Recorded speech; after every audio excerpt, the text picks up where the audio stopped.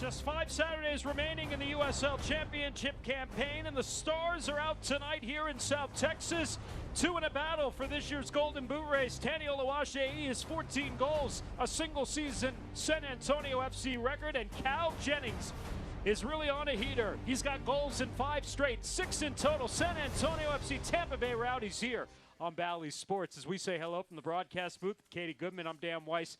It's great to have you with us. And Katie, a heavyweight battle here tonight, possible championship final preview as Tampa Bay and San Antonio meet for the first time since 2017. And it's going to be a hard-fought battle because there's a lot on the line here.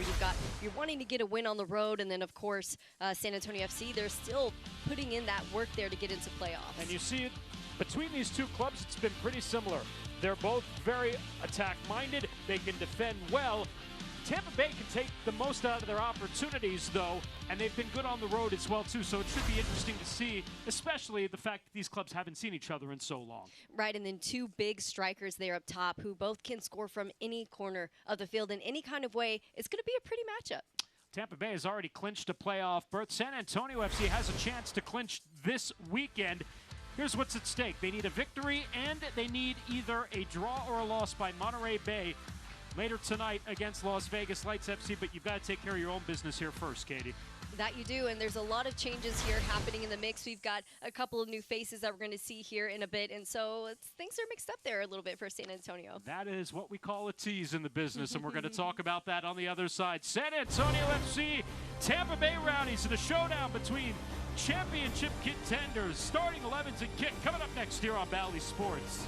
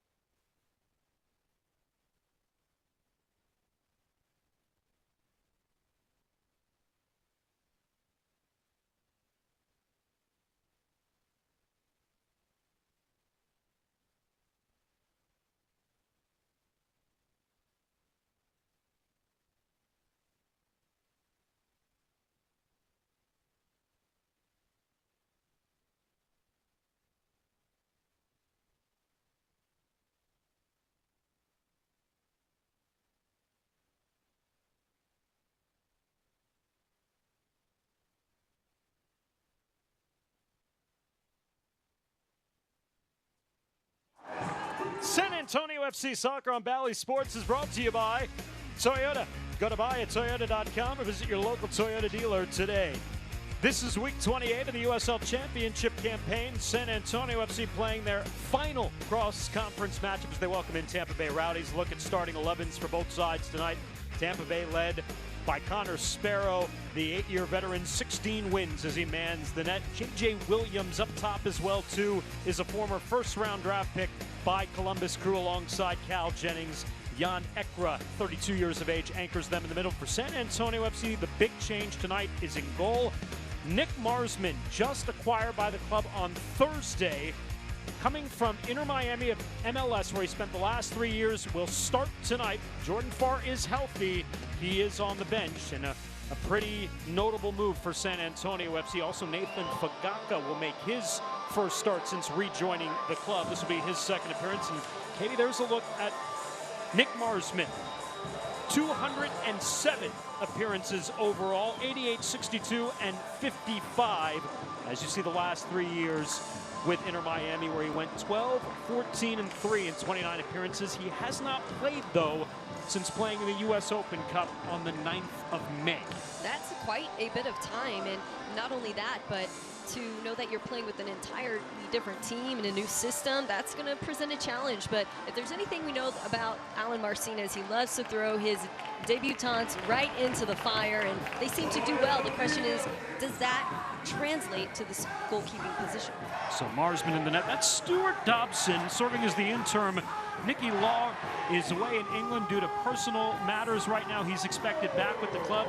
Dobson's been running the show here for the last couple of weeks. Eric Tattersall is our center referee as we are set for what should be a dandy tonight. San Antonio FC sitting second in the Western Conference, 50 points. Tampa Bay Rowdies second in the Eastern Conference table, 53 points as they get together for the first time in 6 years. Temperature at kickoff tonight, this is not a misprint, 85 degrees. This is the coolest it has been for a kick at Toyota Field since the end of May. Makes you wonder if San Antonio FC is going to know what to do with themselves with this kind of weather. The humidity certainly will be familiar for Tampa Bay, though, coming from Central Florida. This is Nathan making a good opening run, clips it across the face of goal, and it's easily turned out by Tampa Bay. Charlie Dennis upfield, formerly of the Oakland Roots. He's third in USL in chances created with plays like that upfield. Tampa Bay in their neon yellow kits tonight. San Antonio FC in their black kits with pinstripe silver. And when you think of excellence, these two clubs really speak to it, because in the last 4 years, going back to 2020, Katie, these are the two best clubs in USL Championship. Tampa Bay, 69, 24, and 17, a 627 winning percentage, 224 points. San Antonio, 61, 21, and 29, a 549 winning percentage, 212 points. Though they are 1 and 2 in USL the last 4 years. And two teams that you hear about regularly for players on Team of the Week, players to watch, games to watch, highlight reels. I mean, between Cal Jennings, Tani Oluwaseyi, they constantly bring the magic. And you can expect to see some of that. This guy, Cal Jennings, out here is really sneaky. You might see him taking a casual jog, you know, buying a little bit of a, how do you say, taking the nerve off there for the back line, only to come through with massive speed, and what an opportunity there. No speed required, but still very sneaky, getting into the right place at the right time, knows how to get himself on the end of a long ball. And I mean, I don't know if you guys watched the Louisville City game, but it didn't look like he was going to get there, and then he just turned the jets on and made it happen. Here's a look at the updated Golden Boot race. Cal Jennings and Tani Oluwaseyi tied for third right now, 14 goals. They're two back at Pittsburgh's Albert Dikwa as we play week 28. Just to finish the thought on Jennings, 6 goals in his last 5 matches here, as we'll get a whistle and a foul upfield on J.J. Williams, trying to fend off Connor Maloney. Jennings, 45 goals in 84 career USL Championship matches. That is 131 minutes per goal. If he gets to 50 before 100, that would be the fastest in USL Championship history. The record held right now by Chandler Hoffman. He got to 50 goals in 100 USL Championship matches. So right now, Cal Jennings is well ahead of that pace. And we mentioned 6 goals in his last 5 matches, goals in 5 straight, which matches the club record set 2 years ago by Sebastian Gazzotti. It's one thing to have a great player in your squad like that. It's another thing to have him turning on the heat there in the final games where it really matters most. As they've already punched their ticket into playoffs, but they might be able to punch a really great seat there if they continue here. And of course, it's a must-win game for them tonight. Well, Tampa Bay is coming off a victory last Saturday at home against Louisville City, 2-1. They had 18 available that night. Tonight they only have 16 available. with 4 on the bench, including, or not including, the backup keeper in Phil Brino.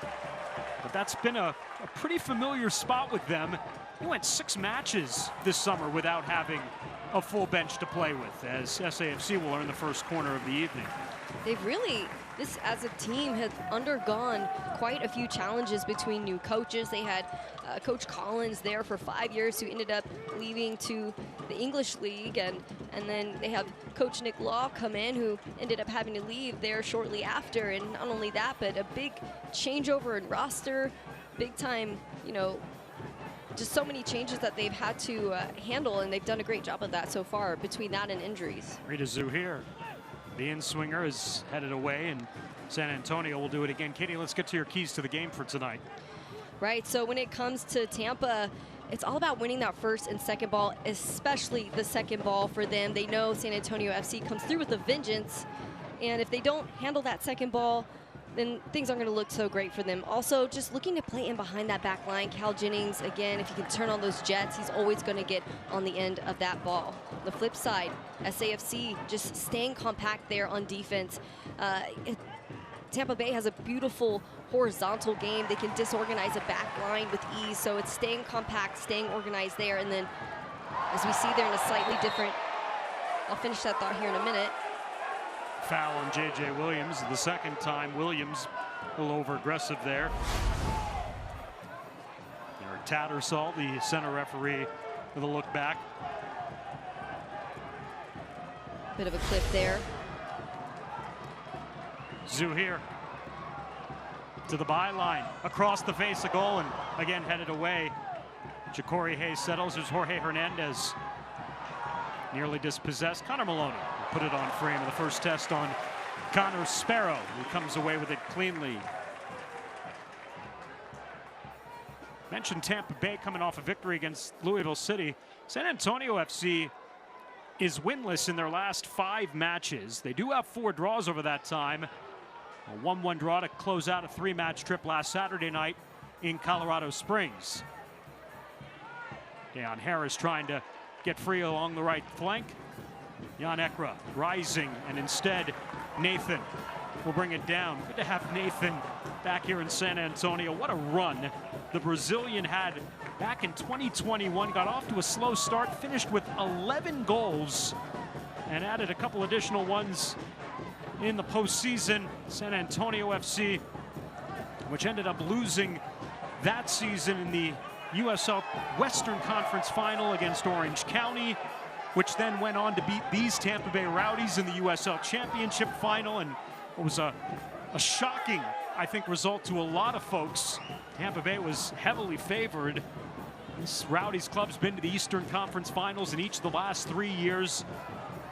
And they would have, Katie, become the 3rd USL club to go to the finals in back-to-back seasons, except for the fact that the 2020 final, of course, was canceled because of COVID, if we bring that back up from almost 3 years ago. Oh man, quite a ways back. Don't want to bring the C word back into the mix by any means. And you know, talk about the depth of the San Antonio squad. It's so deep that there's sometimes players that, hey, you forget that they were in the game for really crucial moments. Players like Nathan back in the mix here could really be the game changer for this one. A good defensive recovery there by Ish Jome as he turns away the attempt from Deion Harris. And Tampa Bay will earn their first corner of the evening. Nice little pump fake, but read extremely well there from Ish Jome. Nothing too difficult for him to handle in that one. Still winning the corner. There's Charlie Dennis, career high, 10 goals for the Englishman, 27 years of age, 55 chances created, which is 3rd overall in USL Championship. As he swings this one in, it's headed and wide of goal.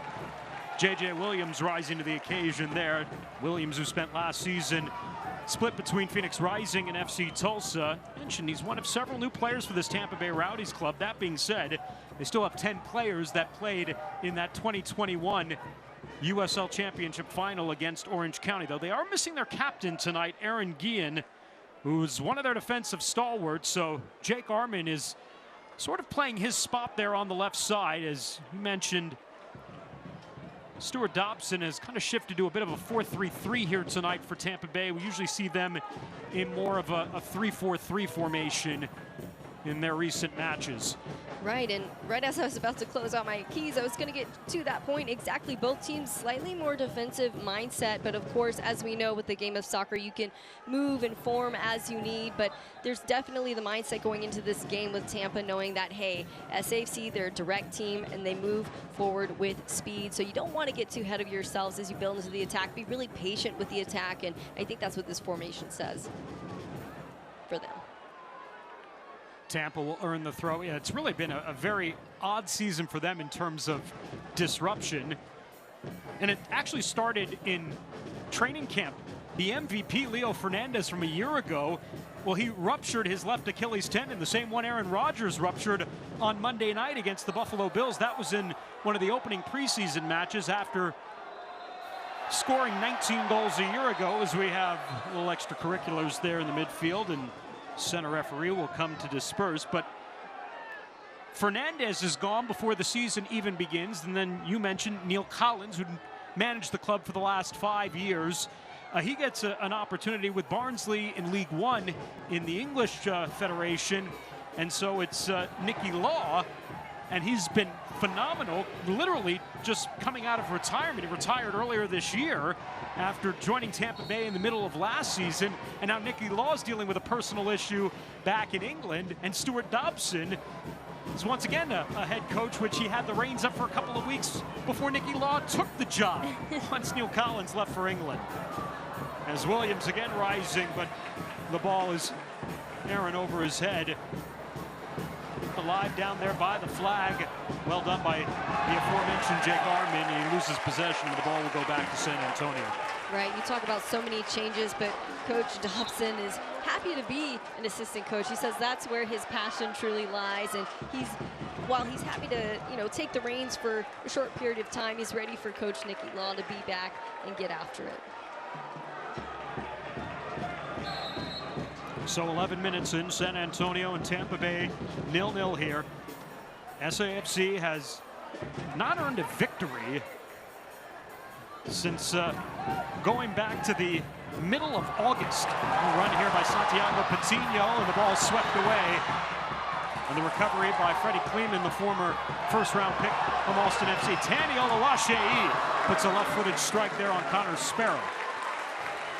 Not a bad idea to try to take that one early on. You know you have an onslaught of players coming after you, but you also had Nathan right there on the flank. Nice potential shot there for him, but great stuff so far. SAFC hasn't captured 3 points since a 2-1 win over Rio Grande Valley back on the 16th of August.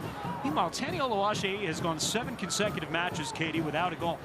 And even more unusual, the last 7 goals for San Antonio FC have been scored by either Rida Zuhir or Santiago Patino. The last goal not scored by one of those players was the last time Tani Oluwaseyi scored, August 5th in Phoenix. Well, I think it's proof that when you bring different players into the mix, it creates different opportunities, right? Patino is great at making himself the one available to be in a scoring opportunity, right? Tani Oluwaseyi is so unselfish, really helps to create a lot of those opportunities. He's the name that's circled on the sheet, so naturally he's going to pull the defenders out of the way and give Santiago Patino an opportunity to score. And a foul on Nathan here. We'll give a free kick over to Tampa Bay Rowdies.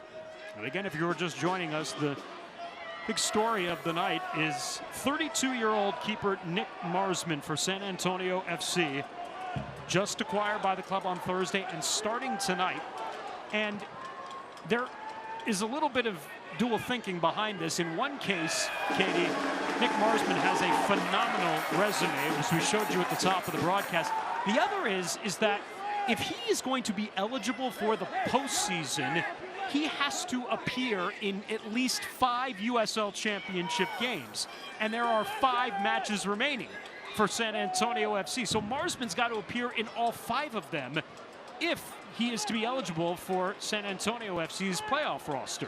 As an older player, he brings that veteran leadership, but the issue here is you're playing with a whole new lineup. That's an uphill battle as a keeper. Imagine a 1v1 situation where you don't know your defender well enough if he's going to win that 1v1, so you don't know when to come off your line with speed to hold, and those might be some of the situations that might get kind of sticky for him. But again, he's a veteran, probably been there, done that. So let's see how he handles it here. He was bought out by Inter Miami back at the beginning of August, just ironically after the arrival of Lionel Messi. He still has been training, ironically, if you've been kind of keeping up with some of Inter Miami's spies down there. And there's been a lot more since the arrival of Messi. He's been down training with the club, staying fit. Now granted this opportunity here in San Antonio. Too has had a rough summer as well, Katie. He suffered a spider bite on a visit to the zoo back in the beginning of June. Had to spend a few days in the hospital. Man, I don't know what's worse, a spider bite or leaving the second Messi signs with Inter Miami. I mean, both unfortunate events there. But healthy to this point and getting the start here tonight. As we're a quarter hour in, San Antonio FC, Tampa Bay Rowdies 0-0. Mentioned San Antonio draws in 4 of their last 5 matches. Tampa Bay has gone 8 straight matches with either a win or a loss, have not had a draw since the end of July. So I don't know if that will tell a different story tonight, that we'll see a different one result here. Connor Sparrow well off his line and is able to drive that one up and into the seats, prevents a corner, and is able to get it out back to the center of the park.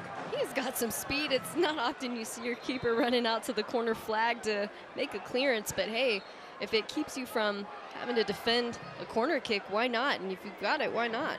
This is Sparrow's first year in Tampa Bay, spent last year with Miami FC, and prior to that time with Nashville and Real Monarchs SLC when they were a part of USL Championship. He's a former 4th-round draft pick by Real Salt Lake, a long-time keeper in USL Championship. So many players from different backgrounds. What a flick. Tani Oluwaseyi, big time save from Connor Sparrow. Turns away the left foot of Oluwaseyi, and already the wave of attack is on for San Antonio. We have got to look at this. What a beautiful flick there from Jorge. And at the feet of Tani Oluwaseyi, you would think that one would be a surefire goal. And maybe this is part of the frustration that we're seeing from him in these final few games here, just unable to score, to get it in the back of the net. He really needs that assurance goal as he moves into playoffs. Sparrow punches that away. Mitchell Tainer just celebrated his 29th birthday this week. Concedes possession. And takes it right back. Hernandez, top of the box, trying to pull the trigger. Oh, he dances his way to the top of the 18, but is unable to fire.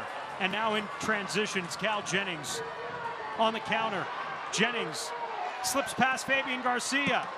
Looking for J.J. Williams. He's upended just outside the 6-yard area.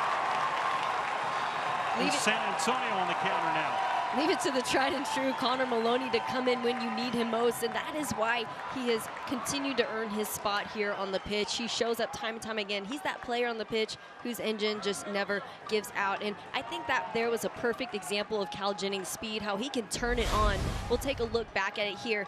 He baits, and then he comes in with speed, and the late run, that's some beautiful soccer, but Connor Maloney there to take care of things. Ja'Cory Hayes play the advantage. Over the top, Connor Sparrow. And beats Santiago Patino to the ball. Patino, 3 goals in his 7 matches since returning to San Antonio. Sensing a bit of a different energy tonight from San Antonio FC than we've seen in their previous matches on the road. Coming off that 3-match trip with a 0-0 draw against RGV. Followed that up with a 2-1 defeat on the road in Tulsa, where they certainly looked a bit lackluster at times. A 1-1 draw last Saturday night in Colorado Springs. So Oluwaseyi plays it off the defender, and it's a corner for San Antonio. It'll be their 4th one here in the early part of the match. Between Rita Zuhir and Jorge Hernandez, they are just dancing all over this ball tonight, doing a fantastic job getting out of pressure, not holding it too long either. But Tani there making himself available again. Would have been nice to have maybe a slightly quicker late run, despite the fact that, you know, the ball didn't quite make it there. I think the fact is, hey, we need to move a little bit more cohesively as a unit into the attacking third. Left-footed in-swinger Jorge Hernandez, 9 assists, career best, leads USL Championship. This one sails awry of the back post. Hernandez, what an addition he's been for SAFC. Begins the night now 9th in chances created. Boy, he's shot up that list. 45 chances created this year by Jorge Hernandez, and already has had a couple of good opportunities to set up his strikers here in the opening part of this match. Jorge Hernandez, Rita Zuhir, probably the most dynamic duo on the pitch here tonight. They can really make magic happen there in the middle. This one flicked on from the midfield by J.J. Williams. Rita Zuhir will bring it down.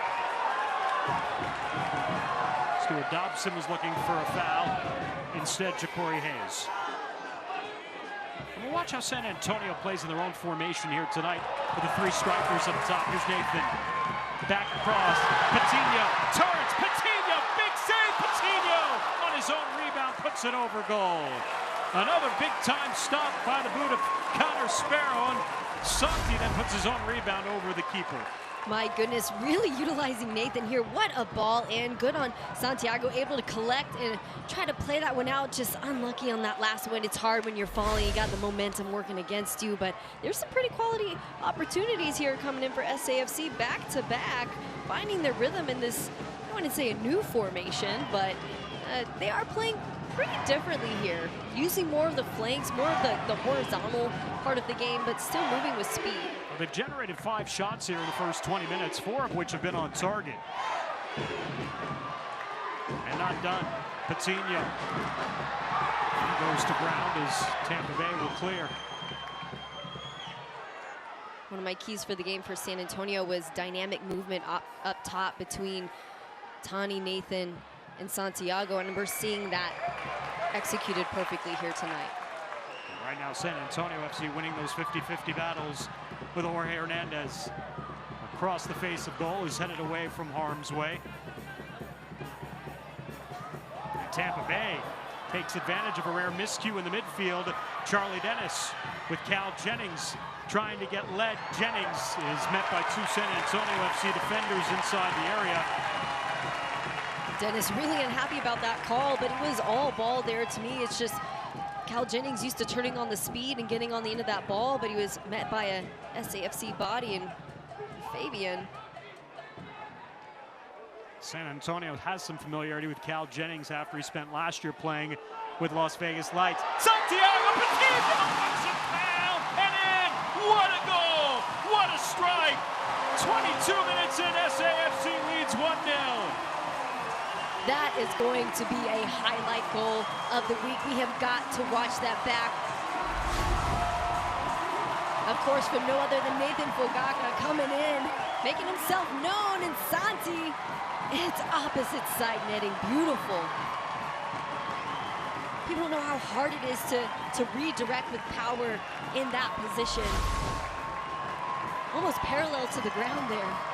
It's his 4th goal in 8 matches since rejoining the club, and San Antonio FC gets the opening goal here. And yes, it is Santiago Patino again. So now, the last 8 goals for SAFC. Patino has 4, Rita Zuhir has 4. Most importantly, though, SAFC leads 1-0. And again, you know, you talk about trying to mark the San Antonio FC offense. There are so many players up top that can really make things happen. We talk about Tani not having goals. He's the name circled on the sheet right now, and he's the one guy who can really pull defenders out, create space for players like Patino, and just perfect execution here. And again, the energy for SAFC, whether it's getting a chance to get back home, just seems a little bit different here tonight.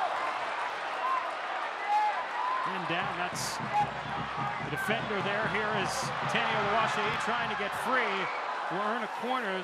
Forrest Lasso came up lame there in the midfield. Former two-time Defender of the Year in 2020 and 2021. And they're already hurting, Katie, on the back line, missing Connor Antley and Aaron Guillen tonight. Lasso, the guy you definitely don't want down on the pitch here tonight. He's the guy that kind of holds everyone together. Coach Jobson was saying between him, Lewis Hilton, the psychological bond here for this team. Knows the team inside and out, he says, and you can see it here with his energy. Quite the vocal guys. You can see big, tall presence. That's exactly who you need as a center back. And you're down guys on the bench. It's not looking too good. Abel Caputo, the other defender, who's out as well tonight too. Looks like Forrest Lasso is going to be able to walk it off and continue. 30-year-old in his 9th pro season. This is his 3rd year here with Tampa Bay Rowdies. 5 goals, 72 appearances. He just kind of started cramping up there and went down in the midfield, coming back. Not a bad idea. I mean, sometimes if you try to run through those cramps, it can result in a much worse injury. And so not a bad idea for him to go down. He had some numbers back too, but hey, if you look back at that, Tawny, maybe had he gotten that first touch right, it might have resulted in a goal, but just kind of caught him off guard, I think. Nathan had to fend off the center referee to get that shot off, and it just was enough of a hesitation that it allowed Tampa Bay to make the recovery off that corner. There's Patino. Nathan trying to drop it in. Jan Ekra coming back. Nathan. Along with Patino here fighting for this one. And the foul whistled against San Antonio. You know, Dan, we've all played in a game where the ref just happens to be in the wrong place at the wrong time. Multiple times a game. Let's hope that's not the case here tonight. But I'm loving what I'm seeing from Nathan Fogaka. I mean, beautiful chips, beautiful services in. Patino able to collect and handle. His foot is like glue in the way that he receives in that first touch. And I'm feeling a bit of momentum going here for San Antonio as well. Well, that's their first goal in the opening 45 minutes since the 16th of August, when they came away with a 2-1 win against RGV here at Toyota Field. So a good sign right there. First half goals have been a part of San Antonio FC's strengths. That's their 27th goal in the opening half this season.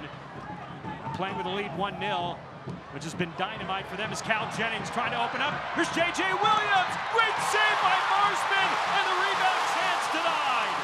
Marsman literally earning his keep on that one. Pressure tested early on, and he delivers. It's all you can ask for a keep that you're throwing right into the fire. 2 really quality saves. The yellow card coming back on the infraction, but here's the first test against Nick Marsman. Beautiful touch from Cal Jennings, well defended from Fabian, but again, Dennis with the late run, always there with the late run. Man, great block. J.J. Williams tried to beat him to the short side, even though he had the entire left side of the net open. Marsman comes up with his first big saves as a member of San Antonio FC. Forrest Lasso is not going to be able to continue, Katie, and so that is a big loss for Tampa Bay. They're already down multiple defenders, so Joshua Perez is a forward who's going to come on here. He can play midfield. My guess is they'll try to drop Lewis Hilton back from his midfield position. We'll see how the formation shapes out. He would be the ideal candidate to drop back here wearing number 4.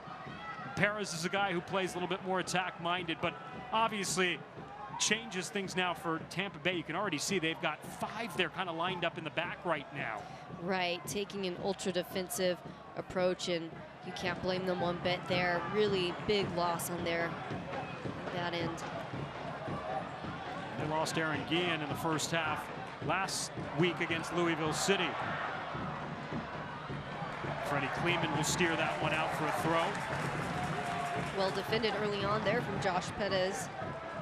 Despite being a forward, comes in with quite the defensive mindset. You got to admire that. 25 years of age, spent some time in Major League Soccer. Rita Zuhir. Fabian Garcia. Enzo here one more time. Jorge Hernandez, a little bit of a seam. Out wide, Connor Maloney. That one deflects and drops back to Hernandez. Zoo here. Gives it away on the touch. High press from SAFC. Almost cost him. And it will be an advantage almost to the benefit of SAFC. They had pressed really high up. And Tampa Bay was looking to counter with numbers going the other way. Right, I can see why the ref held that call. Definitely was a foul there on Jennings. But I mean, you can feel the dominance here early on. Just the mindset of having such a high caliber player being lost here in this game for the Rowdies. And maybe he's not completely out. He might just need a moment, but you know, they have the miracle spray out there. Nathan. And turned away and out. So now, Katie, I'm looking at kind of their numbers here. They've dropped Jordan Doherty kind of almost back as a center back. Charlie Dennis is dropped back as well too. So it is a much more defensive posture for Tampa Bay, obviously in the absence of the two-time Defender of the Year, Forrest Lasso. Right, presents a very different challenge here for San Antonio. Tanny trying to sky for that one. JJ Williams sending it forward in a very San Antonio FC-esque vertical style, almost sending just one forward up and just trying to find him with a long ball. Bit of a Hail Mary there, but with the speed that Jennings has, it would be a bet that or a chance that I'm willing to bet on. So as mentioned, this does present a slightly different challenge here for San Antonio. Quite a bit of congestion there. That means that those quick 1-2 passes may not fare well. You're going to see a lot of crosses in. What you're going to want to see from San Antonio is a little bit more patience. Try to spread the field and find seams. But pressure from Oluwaseyi. That's going to be a foul.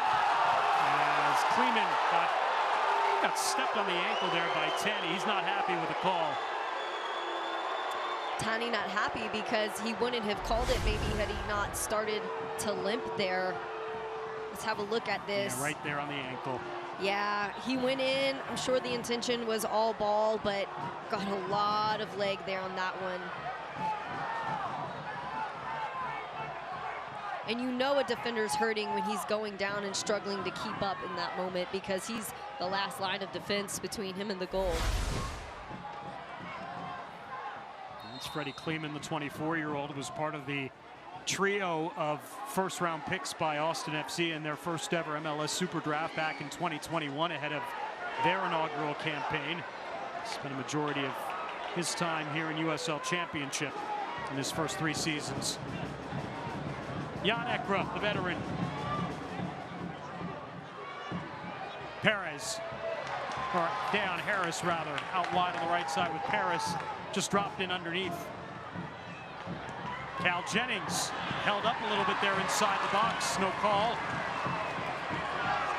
Let the players decided on the pitch here so far, for the most part. And away from Dennis. Nicely done by Kleeman. Keeps Nathan at bay.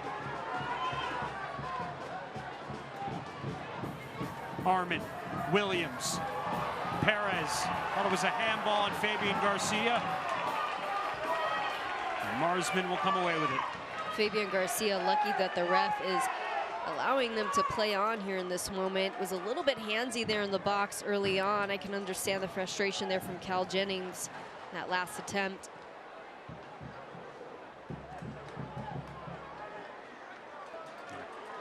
Very ultra-pace moving first half of action here. Jorge Hernandez keeps this in play. Chips it across. Tanny settles. Takes it first time wide. I appreciate the first touch attempt there, but God, do I admire the hustle of Jorge Hernandez. Something that you see from him, not only bringing the beautiful technical play, but then he adds in the element of the hustle. And those are just the players that you really love to watch. Well, join us next Saturday night for Kick Childhood Cancer Night. First 1,000 fans at Toyota Field will receive a free t-shirt courtesy of our friends at Methodist Healthcare. There'll be a pregame top auction, a donation drive, other ways to help our community. You can get your tickets now at sanantoniofc.com or download the official SAFC app. That's a big match coming up next Saturday night with the club that's chasing San Antonio FC in the table, Orange County SC. Just had their 9-match unbeaten streak come to an end. Rather interesting last night. Of all teams, Colorado Springs Switchbacks FC went to Champion Stadium and knocked off Orange County 1-0. And that result prevents just a straight outright win by San Antonio FC to earn them a 4th consecutive trip to the USL Championship playoffs. This one over the top. Takes a funny bounce on Cal Jennings. He was in the vicinity, though. Connor Maloney. That's a ball I almost would have bet on there for Cal Jennings. I probably would have given about a 98% chance he would have taken that and ran with it, so unlucky for him there. Jennings is the reigning USL Championship Player of the Week. Charlie Dennis down.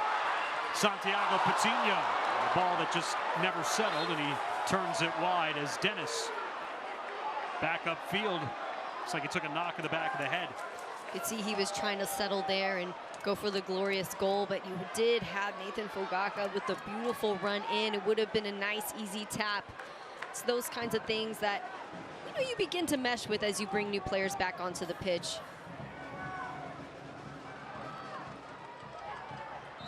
Santiago Patino in the 22nd minute from Nathan. San Antonio FC has outshot Tampa Bay here in the first half, 8-4. 4 of the 8 shots on target. Here's Rita Zuhir. Gives that one a go. Freddie Kleeman get a piece of it and direct it out. And the 6th corner in this first half to San Antonio. Rita Zuhir has hit quite a few bangers from really far outside the 18 line, and if anyone's going to take a shot there, I'd put money on him too in that space. San Antonio has also really dominated possession of the ball as well too. There is like I said, a different energy out of the first half of this club tonight. High sense of purpose. Coming back home, they know the results haven't been satisfactory. They're trying to break this 5-match winless streak here at home tonight. Sent in and headed out by Kleeman. Perez volleys it along forward. Fabian Garcia directing it back in as Jorge Hernandez put a settle. Drops it. And Ish Jome unable to finish inside the box. And now the counter for Tampa Bay. Trying to take advantage of that high press from San Antonio. Fabian Garcia takes it away from a frustrated Jake Arman.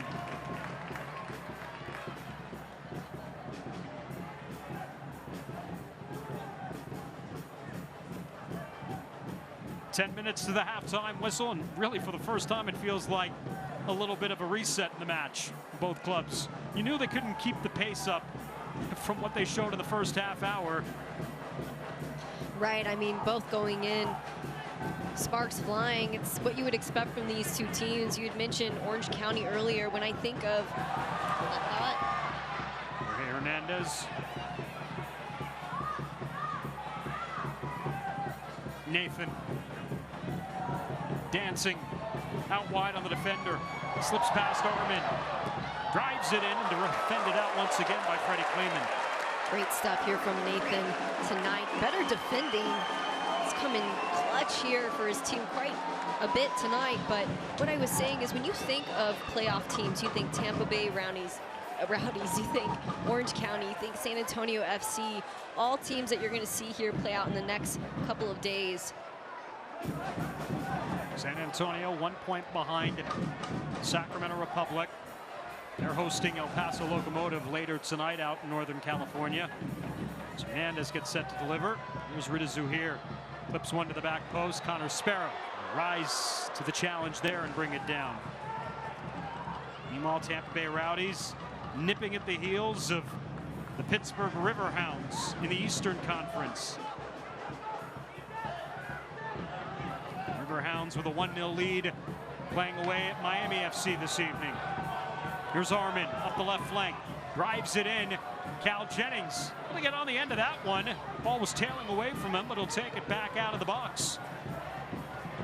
Ekra keeps it low, and Marsman keep it in play for the reset here for San Antonio. Marsman tonight seems to be checking all the boxes, doing all the basics plus some very well. And that's Nathan, who's down here right in front of the Tampa Bay bench.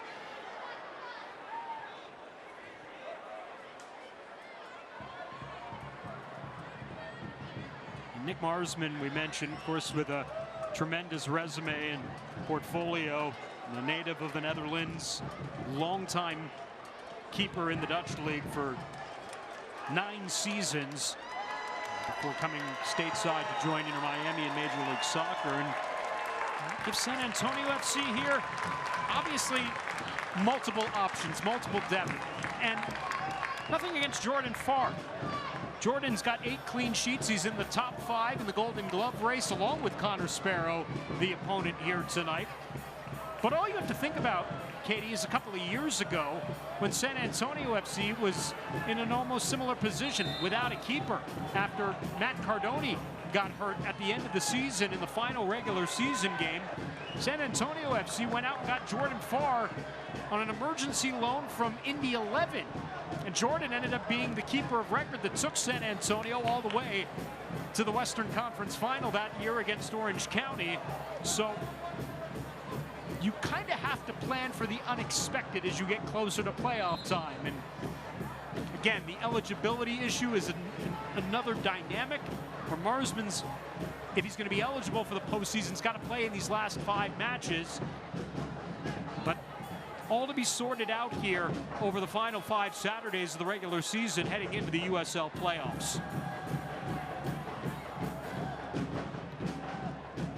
Most importantly for San Antonio, they have to keep their foot on the pedal, nipping at the heels of Sacramento Republic, who have played 1 fewer match and with a 1-point lead in the table as well too. Hernandez into the box, trying to search out Ish Joe, and that's defended away.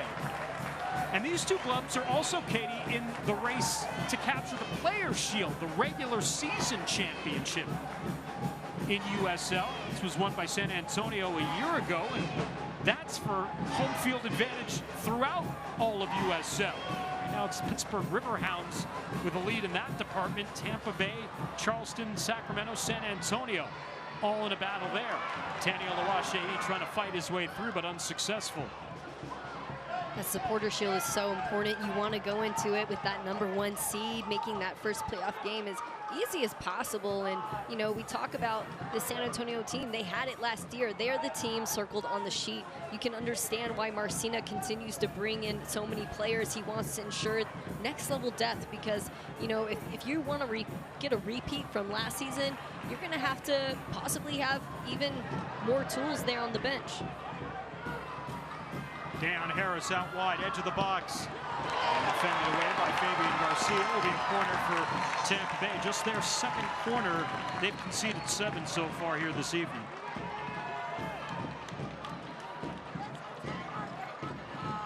Tampa probably fortunate they're only down 1 goal here at this point. I would agree with that, and definitely going to be missing Forrest Lasso here. He's one of those guys who really always wins his headers really great there on these corner kick opportunities. Yeah, he's 6'5", so certainly going to miss his presence. Freddie Kleeman's another big fella at 6'4", here in the middle wearing number 19.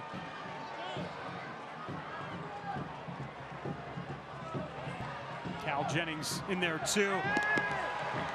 And in the end, it was Williams who puts it over goal. Unfortunate for them, I think, considering the changes here. They've responded well, all things considered, but of course their opportunities have been limited. You have to take advantage of those set pieces.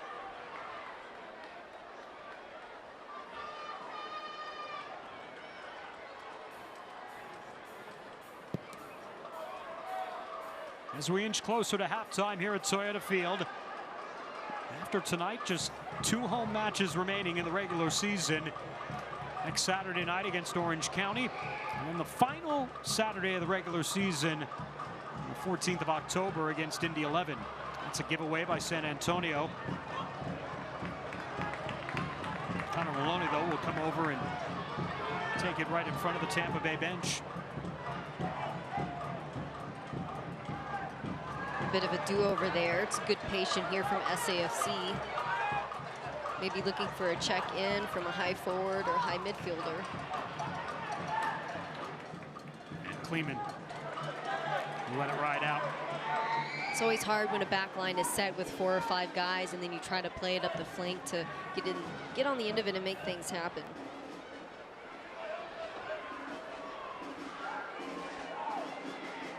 Those moments, that's where you need one of your center strikers or center midfielders checking back to help the back line. And again, Tampa Bay already playing 2 players below the maximum of 18 tonight. 16 already having to go to their bench, with Joshua Perez coming on for Forrest Lasso in the first half because of an injury. So the Tampa Bay bench gets a little bit shorter. The options for the assistant and interim head coach Stuart Dobson become fewer as well as this match goes forward. But again, just 1 goal separating these clubs. San Antonio, although trying to take advantage and maybe make it 2. Hernandez with a left foot over goal. A giveaway of giveaways by Tampa Bay, and maybe not surprising with all the chaos on the back line with the players out. But San Antonio FC, well, hopefully that's not one they look back on as a wasted opportunity. Lucky there for Jorge Hernandez, has done so well so far. You can see with his hands on his head how unhappy he was with that. There's Charlie Dennis. Lewis Hilton out wide. Dayon Harris inside the area. Harris running on Ish Joam will turn it back out. Flicked across, and Marsman will stop the attempt from Jan Ekra.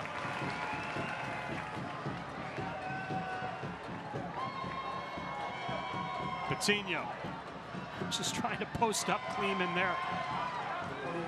And he's one of those players, he's so physical and strong that he really can hold a lot of people off. It's a foul in San Antonio. Charlie Dennis absorbing the contact there. Tampa Bay will reset with 2 minutes added time here at the end of the opening half.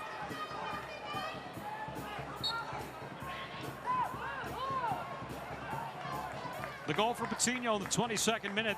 The first opening half goal for San Antonio FC since the 16th of August. But their chances have been plentiful. Tampa Bay, though, remains within striking distance. Perez over the top. A little bit of a high boot there and some contact from Fabian Garcia.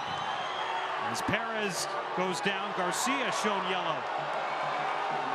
He's pointing to the video board saying, he's not going to like what he sees. I don't think you're going to necessarily agree when you take another look at it. He's not going to like what he sees on that video board as his foot comes in face height. Definitely a yellow all day long there. You got to admire the tenacity, but anytime you're going in cleats up, it's going to be a card. It's the 6th caution of the season on Fabian Garcia.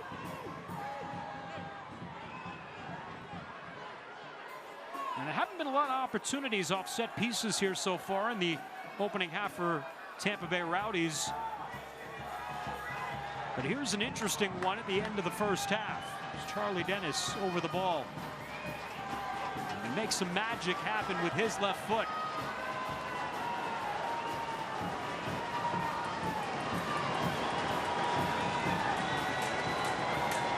Marsman instructing his defenders. Dennis, that back post, and floats it over everyone. Oluwaseyi countering, and that is how the first 45 minutes will come to an end. San Antonio FC able to get on their front foot here tonight at home. In the 22nd minute, Santiago Patino with his 4th goal of the season on the service from Nathan. And SAFC up a goal 1-0 over Tampa Bay Rowdies in a battle of contenders here in the USL Championship.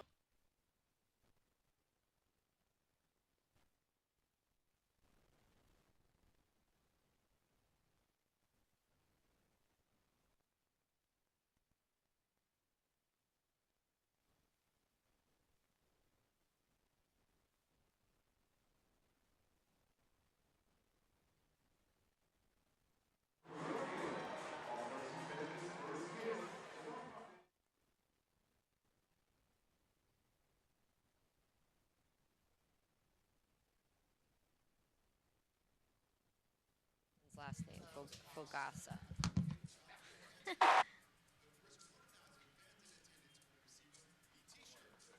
Dollar deals.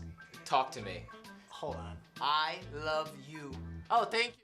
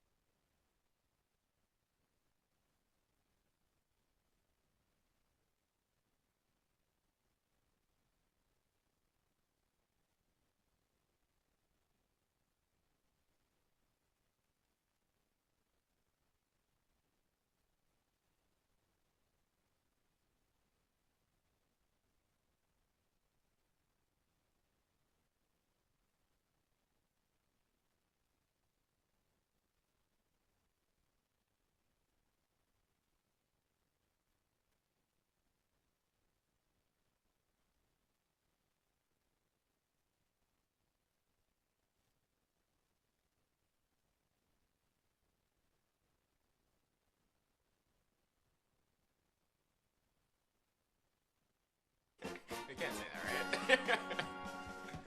Easy cheesy. It's a gene. Easy cheesy. It's in my genes. Dollar deals. Talk to me. Hold on. I love you. Oh, thank you. Eat your foot. A snake. A snake. Got my lunch. A snake got my lunch. My man. Yes. Once in a blue moon. Once in a blue moon. Nice. I Do. you Do. who? Do. You. What do you think? What do you think? Nice, okay. Do. You. Do. You. Shark.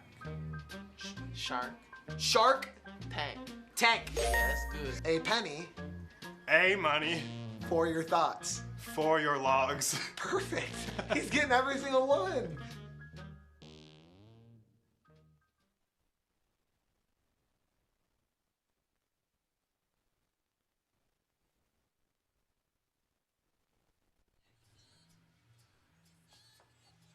All right. So highlights-wise, guys, we did like some of the defense. I know we had some plays early.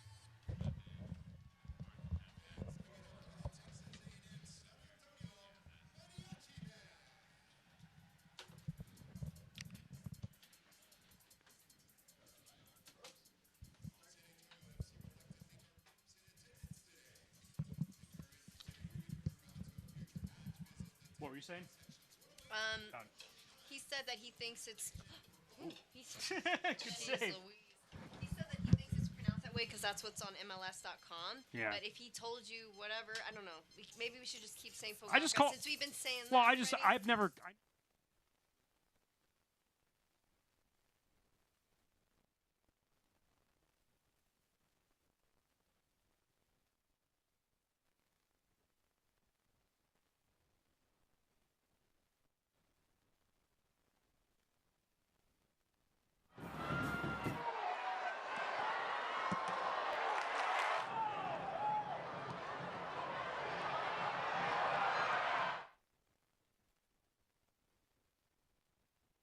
Definitely said Dennis.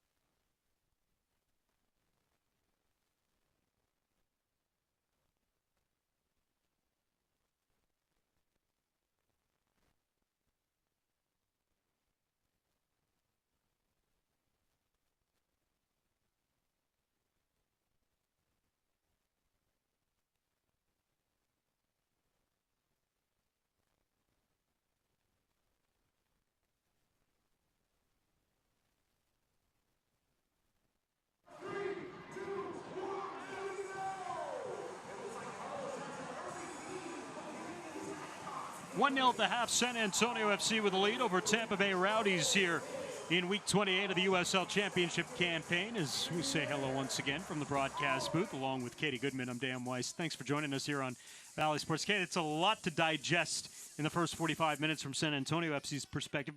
A majority of it was positive. Yes, a lot of shots on goal. We've seen so many great things happening on both sides, but I think really when Lasso came out of the game, you saw a bit of the confidence shake there for Tampa, and then things just started to tick up there for San Antonio. I mean, a couple of opportunities where they could have had a lot of goals. Take a look at the highlights from the first 45 minutes and defended some early opportunities from Tampa Bay here. Well, Connor Maloney-ish, Joe making some good plays. And then how about this save from Nick Marsman on his first test as an SAFC keeper? Marsman coming in huge, and Williams just not getting enough of that angle in to get that side netting. And then you have Tani coming in, a couple of opportunities there for him, and just can't quite get that side netting feel either, as you see going again, denied. But it's this service in from Nathan that finds the head of Patino that I think had everybody standing out of their seats. You see Patino flying to his left just to get underneath that. Directs it into the back of the net past the keeper, Connor Sparrow. That's the goal of the half so far. 22 minutes in. San Antonio FC on Patino's fourth of the year. And Katie, again, from San Antonio FC's perspective, the energy has been positive. The momentum has been good. You see them playing out wider on the field here tonight rather than compacted, and it's allowed them to open up a little bit more from a scoring perspective. Right, and Nathan has allowed them to do that. His services in have been impeccable from that right side. They're really adapting well to the system. I think for Tampa, it's how do you get that confidence back? Yeah, you're missing a key player, but at the end of the day, you have to have some trust in your bench. And I think eventually they began to wake up, but they need to continue to do that. Find that space in behind for Cal Jennings. Here's a look at the stats from the first half of play here tonight. You'll see San Antonio FC generated a ton. Already 11 shots in that first half, 4 of which were on target. You get the 2 saves from Marsman as well to keep Tampa Bay Rowdies off the board. The number I love is the possession. The SAFC is not a possession club, and they win 54% of the possession, Katie, in that first half. They directed the play, they owned the play, and they forced Tampa Bay to try to play to their style rather than allowing Tampa Bay to come in here and direct things. Right. I mean, you could definitely see the domination starting to pick up there, especially towards the end of that first half. But, I think it's so nice to have a team that, you can rely on when you change up the system a little bit. They've relied so much on this direct through the middle approach, and to know that they can go out through the flanks and bring in a beautiful cross and get the job done just as well, that's a team that they're going to be hard to beat at playoffs. Now, if you're Tampa Bay, though, out of all of that, you're down 1 goal here with a full 45 minutes remaining. So on the road here in San Antonio, that's probably a result that you'll be happy with going into the second half, knowing how well you've played here as of late. Right, but if there's anything I know about this Tampa Bay team, they're not going to actually be okay with a loss. Probably not even a tie. They're going to come out with full force here in the second half. Maybe all they need is a pep talk from assistant coach Dobbs just to get in there and make things happen. All right, we'll see. Second half coming up here in just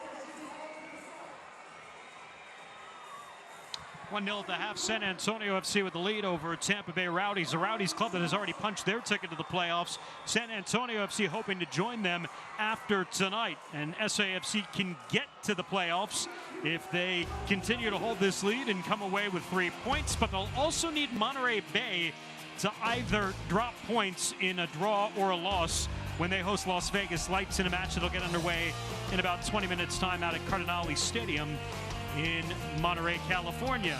And a look at your USL Championship scoreboard here in week 28.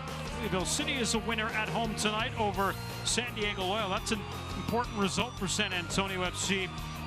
Phoenix Rising is playing some great soccer. They're going to welcome in Detroit City and Sacramento Republic taking on El Paso Locomotive. If the season ended today, that would be a first-round playoff matchup. Second round action, or second half action, coming up when we return here. 1-0 San Antonio with the lead on Bally Sports.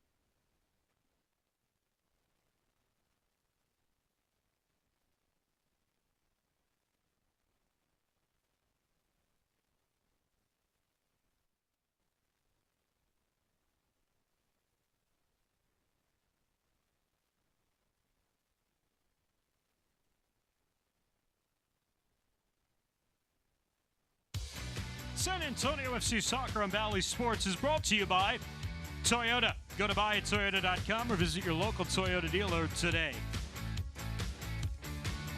Almost to fall meteorologically, and when it's 80 degrees here at the start of the second half, it almost feels like, yeah, we are getting to fall, because Katie, 80 was the overnight low just a couple of weeks ago here in South Texas. Well, you know, even if it's in triple-digit temperatures, you know, for me, September 1st, October 31st, that's Halloween season, and I'm going to be here with my PSL, and I tell you what, right now I'm actually wearing ghost earrings, just so ready for October to be here, welcoming those lower temperatures. I'm happy with 85. It's doable. It's starting to feel like playoff soccer. The playoffs just 6 Saturdays away in USL Championship. Everybody starts on week 1 of the playoffs, unlike last season when the top seeds in the Eastern and Western Conference earned a bye out of the first round. San Antonio FC to begin things in the second half with Katie Goodman and our entire crew. I'm Dan Weiss. Thanks for joining us on Bally Sports. Nathan, who assisted on the opening goal for Santiago Patino. Lone goal in this match so far. No changes to begin the second half. There's Deon Harris. 2 converge on him, slips through the tackles. Top of the box, J.J. Williams, and gives it up off his right foot there. Unlucky there. Harris with the fancy footwork, returning the favor. Not often you can get past the likes of Ish Jome. Nice run from Charlie Dennis, and will earn a corner here for Tampa Bay. They had just 2 corners in the first half, conceded 7. But they'll get the first chance on a set piece here in the second half. Nick Marsman making his SAFC debut after 3 seasons with Inter Miami in Major League Soccer. Of course, Inter Miami is the story across the globe when it comes to football, with the introduction of Lionel Messi. I'll tell you what, I've never watched them so closely as when Messi came in. The content is gold. And I can't help but want some of those pink jerseys too. Lewis Hilton, the outswinger, and headed away by Fabian Garcia. Deon Harris back on the ball. You know, Nick Marsman, he's not the only Inter Miami former player. Actually, Jake LaCava as well spent some time. So both former teammates might get to see a bit of time from him here in the second half. So you see what Tampa Bay has done in the absence of Forrest Lasso. Jake Doherty has, or Jordan Doherty rather, has slid down into that center back role alongside Freddie Kleeman. Jan Ekra has come back here on the wing, opposite of Jake Ehrman. This is a Tampa Bay club, especially with Aaron Guillen going out last Saturday night against Louisville City. Forrest Lasso going out tonight. No Connor Antley, no Abel Caputo. Talked about getting Marsman eligible for the playoffs. Tampa Bay is going to have to maybe find another defender before the roster freeze here in USL Championship, just to give themselves some depth on the back line. I'm surprised they haven't done more of that yet so far. I mean, it seems that their bench just is dwindling by the minute, game by game. Another injury pops up. And still in a position to collect points tonight on the road here in San Antonio. Down a goal, start of the second half with Armin making the run as he gets past Connor Maloney. Armin sending one in the direction of Cal Jennings and directed out. Another corner here coming up for Tampa Bay.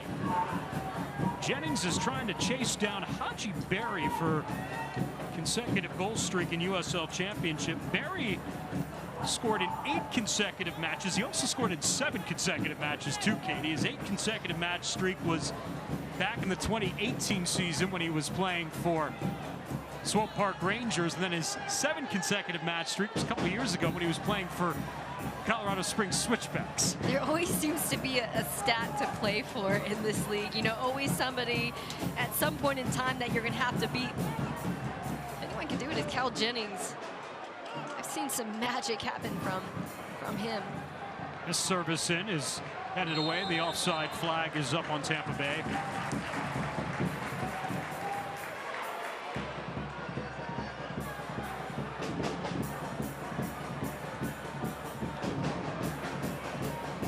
We've seen some good things here from Cal Jennings, but really Fabian Garcia has done a fantastic job of closing him down. I think the question is, how can his teammates help him out a bit, try to pull the defender away and try to give him some other balls behind the back line. That's where he wants it. He wants the ball into space. He can turn the Jets on.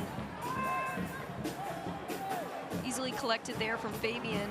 As coach says, a false sense of security for defenders. They think, oh, he's just hanging out, and then before you know it, he's there and he's got the ball.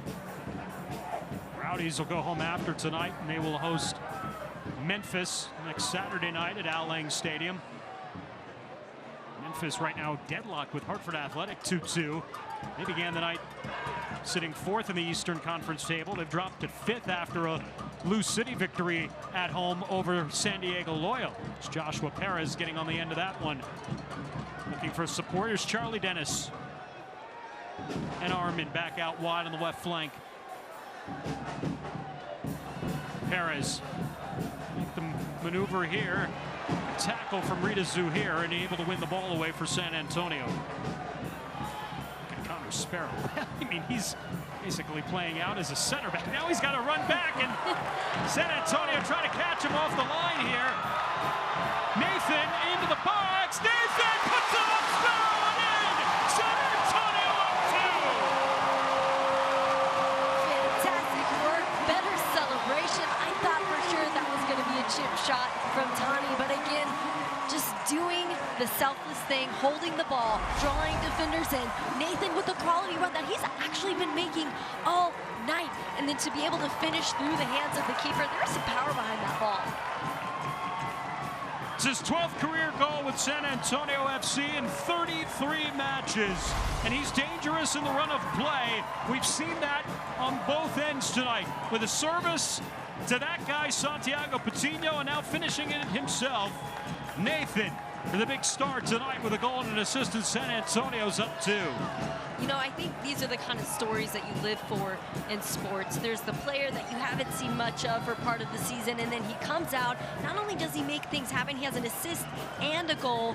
all on his reappearance, and you can't help but want to root for a player like that. He's really left it all out on the field so far. He rejoined the club from Portland Timbers, where he signed after his magical season in 2021. He's on loan from Timbers. He appeared in 27 matches with Portland, scored 3 times. He had a brace in his debut match with Portland Timbers. And then a goal after as well, to add to his total in Major League Soccer. Here's Deon Harris now out wide. Tampa Bay trying to counter. Lewis Hilton up top, knocked away from him. Joshua Perez trying to turn. And now Jake Armin out wide along the flank with Charlie Dennis. Dennis cutting back to the inside here. And to chip it over Jorge Hernandez. Hernandez will play it out, and Ken Sparrow is well off his line. He'll come back and take it from Freddie Kleeman. Something for San Antonio to be aware of is just how high up Sparrow is getting. It's almost like he wants to buy himself a chance there, but just not something you want to do with the San Antonio team who's so direct, so fast. That's something Coach Dobson knew going into this game. Hey, don't want to press too high, don't want to sit back too far. That's the challenge with San Antonio. You can't really come here and kind of play your game. They're a little bullish to the point of where you're kind of forced to handle the system that they're playing. Tampa Bay, the result right now is going to have to leave them thinking a little bit more attack-minded, and they've got the personnel to do that. Only Jennings, who's got 14 goals, J.J. Williams, Charlie Dennis with 10 apiece, and then they've got options on the bench. And as you mentioned, one Jake LaCava, Bologna from Inter Miami, who's got 3 goals this season. So Ariel Martinez, a longtime Cuban national, and one of the favorites in Tampa Bay, Lucky M. Kasana, on the bench as well tonight for Stuart Dobson. And all starting to warm up the sideline there. You know, maybe give somebody a break. This Tampa Bay Rowdies team has been putting in a full half. And Deon Harris out wide on the right flank, where that's where they've gone a lot here tonight. And this time, Ish Joan played him well. Deon Harris, not much opportunity on that last service. 26-year-old was Real Salt Lake's first-round pick, 20th overall back in 2020. Made his professional debut here at Toyota Field. This is really going to age us. That was in March of 2020, the opening week of the USL Championship season, the one and only week of USL Championship action that played before the world shut down.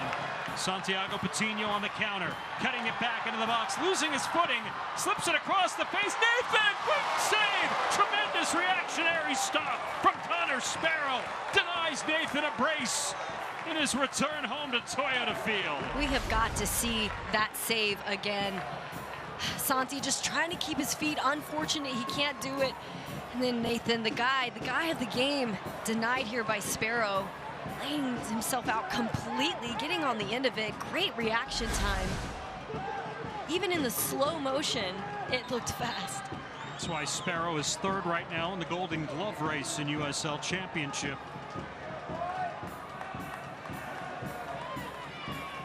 He's given up 2 tonight in the 8th corner of the evening for SAFC.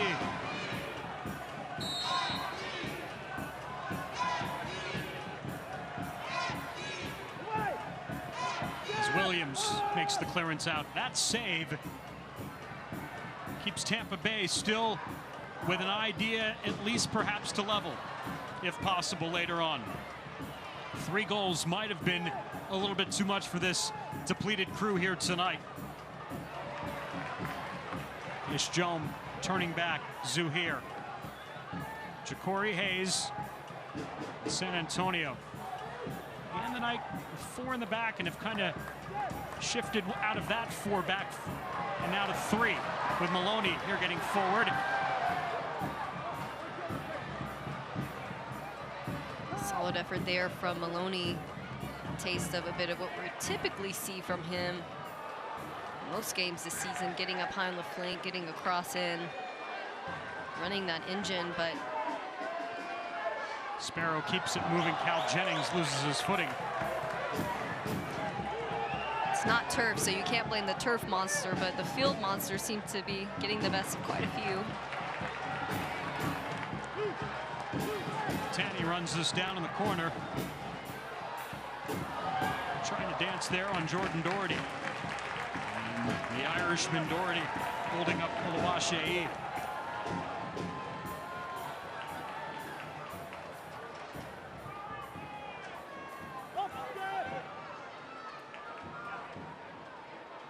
Here's Joe. Oluwaseyi splits through the defenders.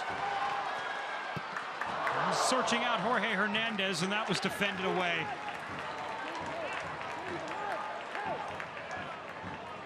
A good job there on the recovery by Freddie Kleeman.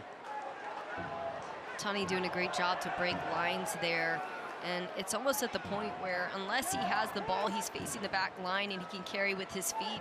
It's almost impossible for him to receive the ball. Defenders are making it impossible. Dennis out of the tackle. Tampa Bay will continue to move up the field here with Lewis Hilton.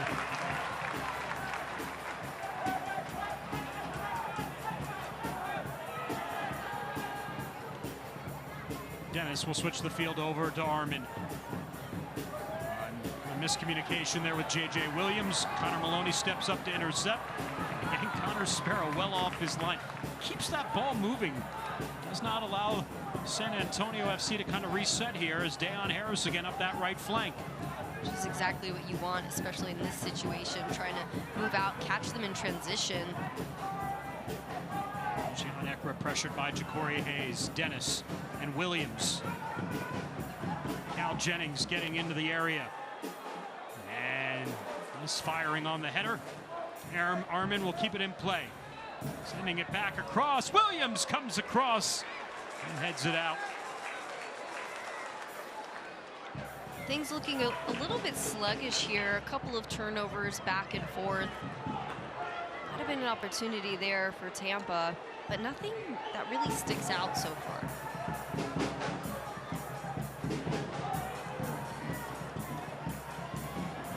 Tampa has fought their way back on the possession battle at 50-50.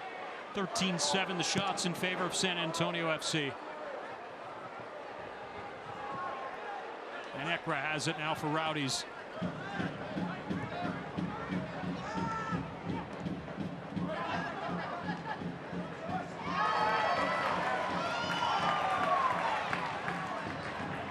Coutinho. Oluwaseyi getting into the spot and tails away from him to Connor Sparrow. I thought Tani was going to get on the end of that one for sure. Just about a half step too short. But San Antonio creating some really good opportunities.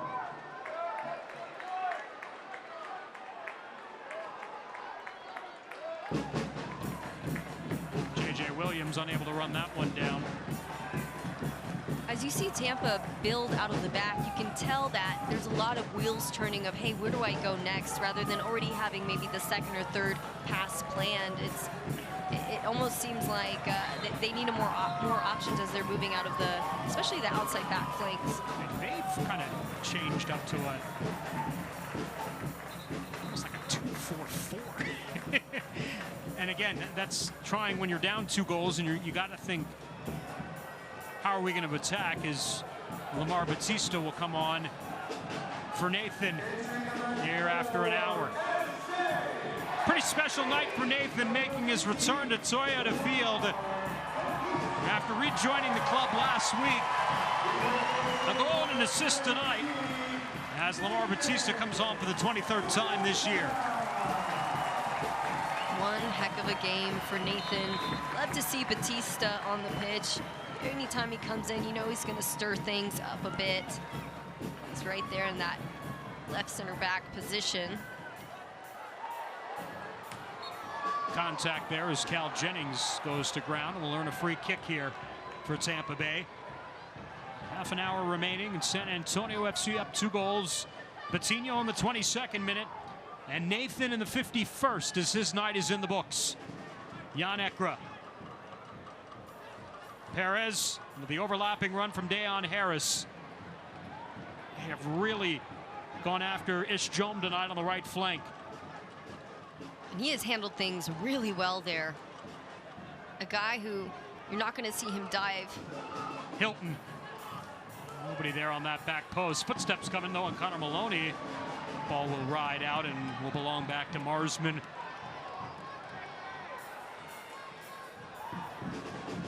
Zarman tried to keep it in play for Tampa Bay. It's a good effort there. Almost looked like a smidge of miscommunication, but it's just one of those balls that happen to be in the no man's land. You don't exactly want to come off your line in that situation with so many guys in the box.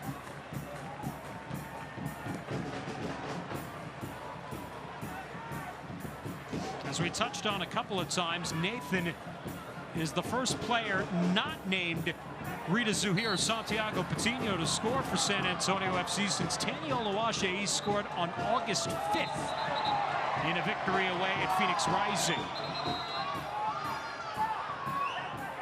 San Antonio FC trying to collaborate all the pieces that they have assembled here over the last 6 weeks or so of the USL season before we get to playoff time, which comes up in just 5 short weeks. Right, now is not the time where you want to have too many moving parts, right? You kind of want to have your roster, your starting 11 set, and start perfecting that and, you know, whatever formation you have. But a change here from San Antonio makes this for a different game to watch. That's Zuhir with a caution, sticking the foot out. It'll be his 5th yellow of the season in the 64th minute.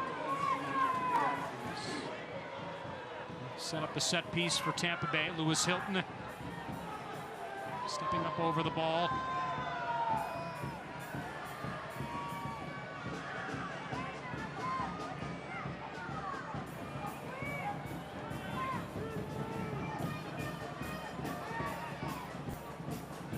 This is in that really gray zone. You're about 27, 28 yards out here. You got a powerful strike. You can go for goal. You could also play the chip with Dennis here. Let's see how they go. We'll play it out wide, short. Harris get a little bit closer now. Dennis, and maneuver it back now for Lewis Hilton. And now we'll try the chip in. Read well by San Antonio FC. Williams. Earn a corner here for Tampa Bay.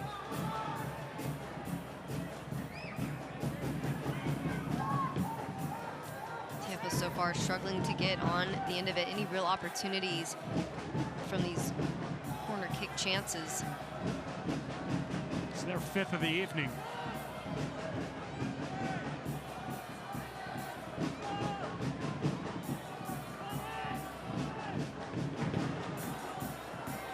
Dennis driving it off Maloney. Jordan Doherty back into the box. All played out there by Hernandez. San Antonio able to maneuver through. Patino trying to battle against 2 defenders, just couldn't get through the seam. And now the counter for Tampa Bay. Hard to do against a giant Frederick Kleeman there. That foot race, but man, he had the chip on all day, but that's so hard to see when you have that kind of pressure on you and when you're running at full speed. When you say that Kleeman is the last line of defense, he literally is the last line of defense. He technically is the only true defender out there for Tampa Bay. Sure, Jordan Doherty is kind of a wing-back mold, can play the defender role, but he likes to get forward, so Kleeman really is it from the defender standpoint.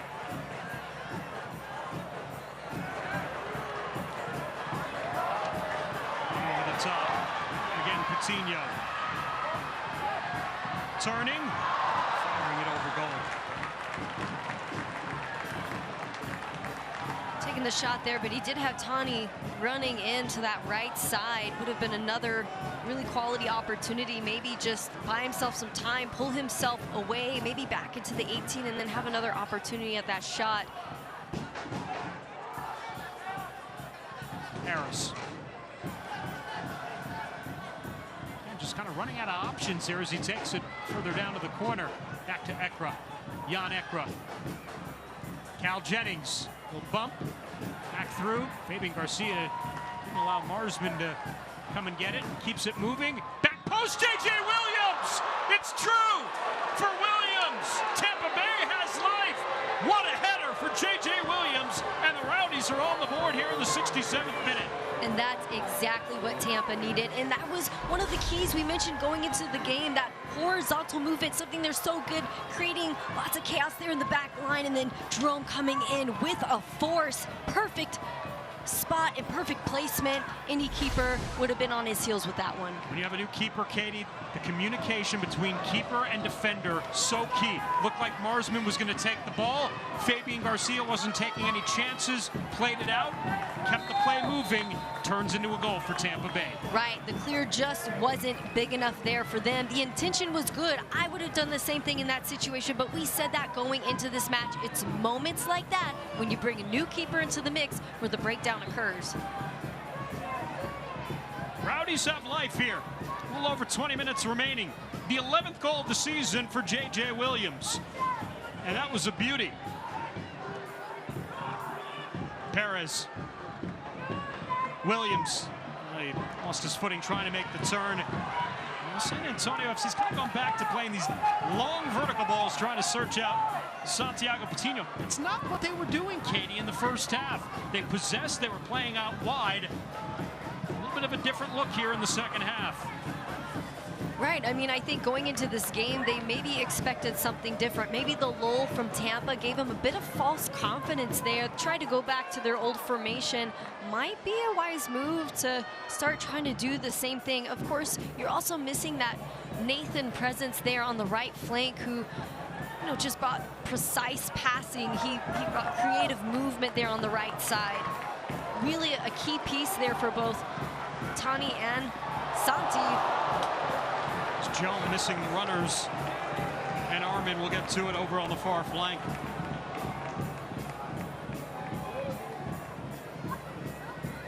This ball drops dangerously to Lamar Batista, and he'll just direct it into section 128.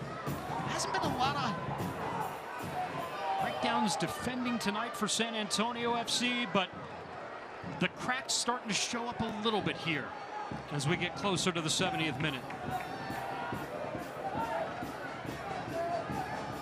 Jan Ekra, plenty of room.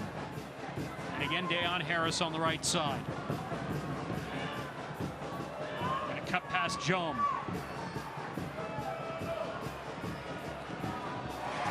Jome defends out. Another throw coming up for Tampa Bay. Of course, they say goals change games, but this is a new team here that I'm seeing. Gold definitely breathes some life into these bright neon jerseys. Charlie Dennis to ground and a penalty awarded. Dennis earns a penalty for Tampa Bay as he's brought down inside the area. I will have to watch that one back. Crowd not happy here. Team seems to understand. Ball comes in and hands all over the body all day long. That is going to be a penalty. Ja'Cory Hayes still on the ground after conceding the penalty. It's only the third penalty SAFC has allowed this season. Opponent has scored on the previous two. And how about this for Nick Marsman in his first game for San Antonio FC? Staring right now at a penalty for Tampa Bay Rowdies, trying to level this match when it seemed it was all San Antonio FC just a couple of minutes ago. I tell you what, everyone in this Toyota Field Stadium is going to have a good look of just what Nick Marsman is made of here. Is he the quality keeper that's going to keep San Antonio in it for the remaining 5 games? Charlie Dennis looking to join J.J. Williams with 11 goals, and he does just that. In the 71st minute, it's Charlie Dennis to level the match. Boasts to the crowd of supporters at Toyota Field. And we are even at 2 with 20 minutes remaining. He is living for this moment. He winds up. He takes the hit, closes those hips, goes into the right side. the safe side. Not a bad choice there from him. As you can see, Marsman didn't even pick up on it. Such a tough position to be in coming into your first matchup. Gotta give them a little bit of credit there. I mean, you gotta feel for San Antonio because they've played such a quality game here.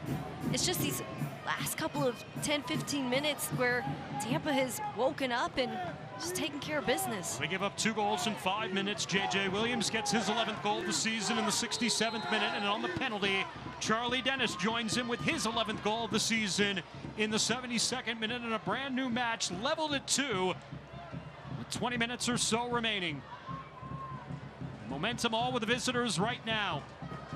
And the crowd has gone silent, eerily silent here at Toyota Field.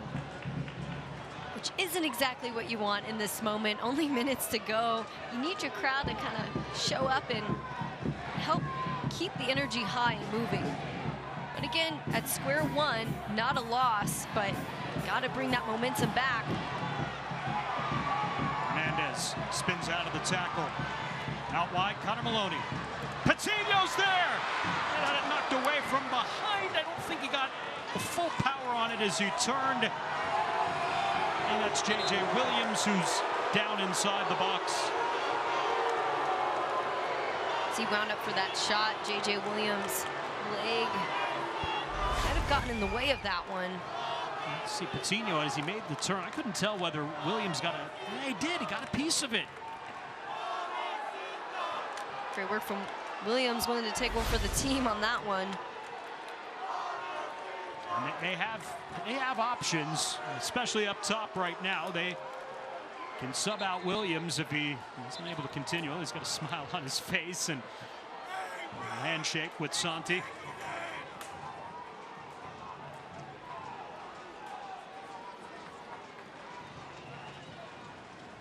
This game makes you wonder sometimes. 1 minute, San Antonio FC in the driver's seat. Looks like they're cruising to 3 points. And in a span of 5 minutes, Tampa Bay scores twice to even things up. No shortness of drama, that's for sure. They're just trying to keep us all on the edge of our seats here. Credit Tampa Bay, who has done all of this, basically playing with one defender.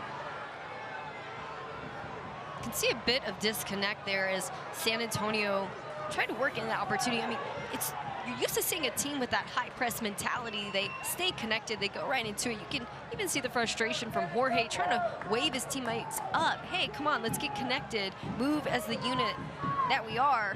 And they just have got to figure it out. Maloney a little heavy on the touch. The clearance made by Tampa Bay.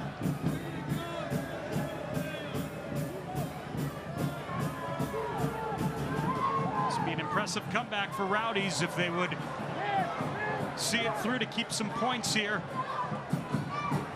And again, think about the stop by Connor Sparrow, the reactionary stop on Nathan that kept this a 2-goal match. Nathan looked like he was going to get his second of the evening, make it 3 basically at that point, put it out of reach for the visitors. Connor Sparrow's given up 2 tonight, but that save has allowed his team to come back into the game. I admit I'm feeling a change in this San Antonio team since Nathan has stepped off the field. He just brings something a little bit different there on the flank, and I think he could possibly be the glue there between Tani and Santi up top.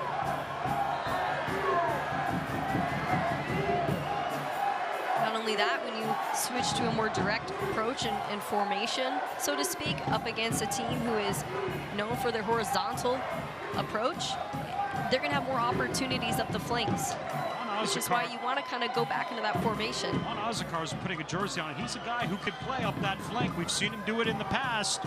Hasn't been utilized in that role here in San Antonio, but we'll see.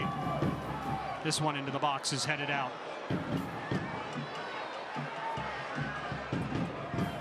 Interesting to see who Ozakar comes on for. Here's Joan. Tani. Oh, he didn't get all of it. Unfortunate for Tani Oluwaseyi. Behind the play at Tampa Bay, Rowdy was dropped just outside the area. And the entire Rowdies crew is around the center referee. That's Kleeman. That's not Kleeman, that's Charlie Dennis, rather. Dennis has been on the pitch a big chunk of the night here tonight. Star of the night has a big goal and a bit of a break here.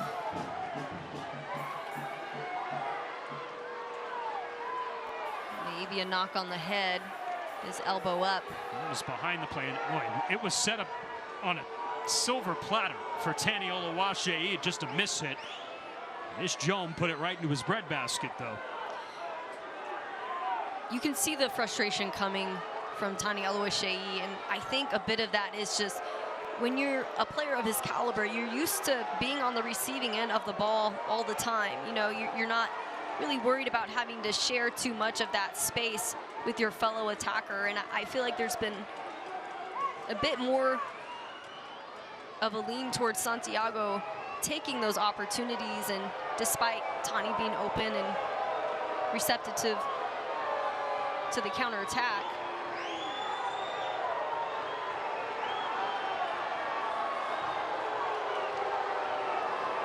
Dennis is back up to his feet and a long conversation with center referee.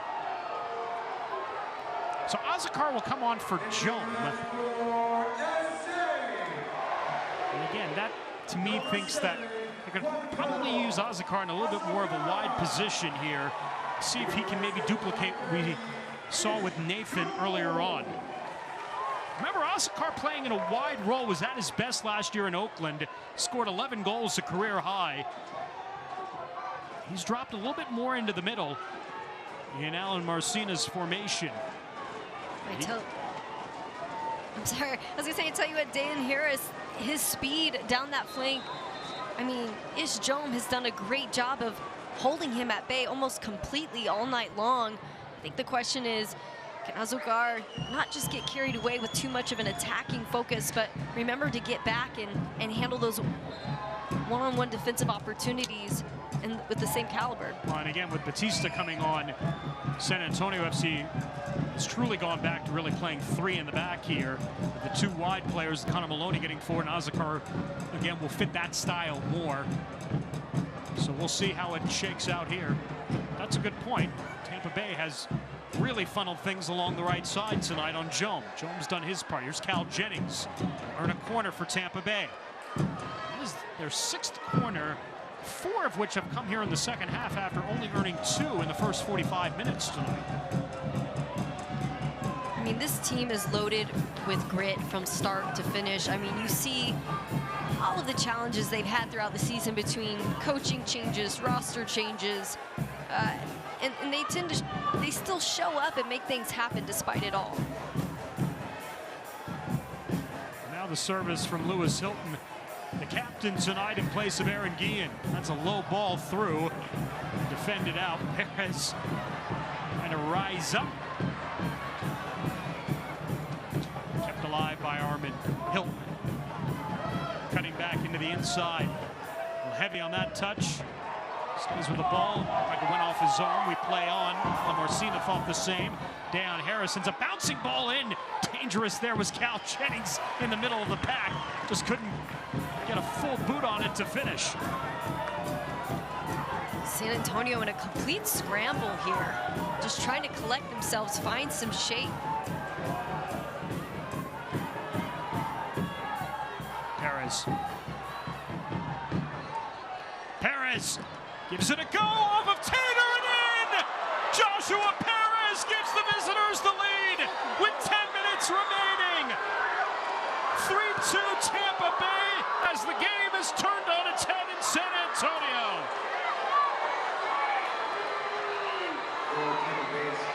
Not at all what I think anybody in the stands was expecting from that drive in.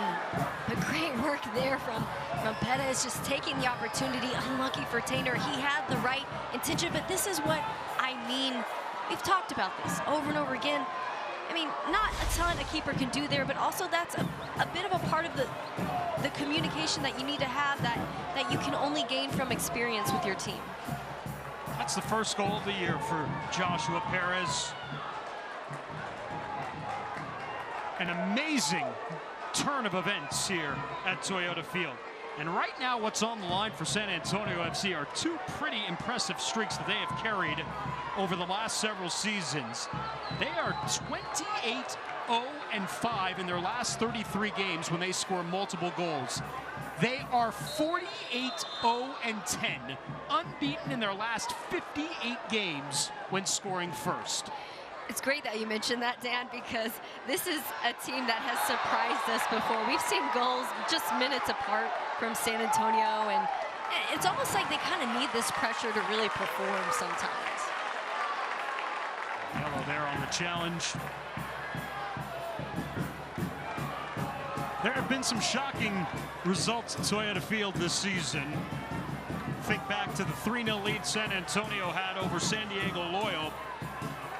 San Diego came back with 3 in the second half to level that and walk out with a .33. It was a match against Miami FC where Miami would go a man down just minutes into the match, playing with 10 for about 80 minutes. And San Antonio FC was unable to claim all 3 points. This one, unfortunately, right now heading in the direction of some of those matchups. That's a bad ball in from Connor Maloney and a possible counter strike. Hernandez was able to beat Deon Harris back to the ball, returns to Marsman. Good to make up for that. It almost seemed like Connor wasn't quite expecting that one. Tanny won't be able to run that one down. You got substitutes getting ready to come in for both sides. Nacho Bailoni and Trovaboni, who will make his home debut, will come on here for San Antonio FC. Boni is the native of Burkina Faso, comes on for the 3rd time since joining the club after spending the majority of his playing career in the Portuguese divisions. Nacho Bailoni, it's his 24th appearance for San Antonio FC. Rita Zuhir is off. Jacori Hayes is off as well. And Jake LaCava. Looks like he'll come on for Deon Harris here, who gets escorted out by Lamar Batista. Says, come on, we've got some goals to make up here. Clock is ticking. So Harris out, LaCava on. The substitutes all coming in the 84th minute. San Antonio FC has given up 3 goals in the second half. Once leading 2-0, they are down 3-2 with 5 minutes and change remaining in full time.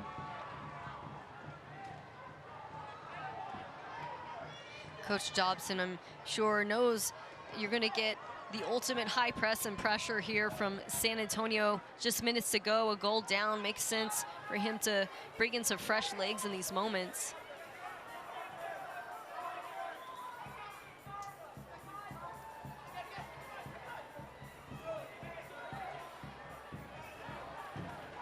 Boni upfield. Tanny beaten to the ball by Doherty, and the foul by Tanny Oluwaseyi. That might earn him a card. Looks like he's going to come away with it unscathed. Lucky for him there, definitely was a clip of the heels from behind. Doherty will take some precious time off the clock here.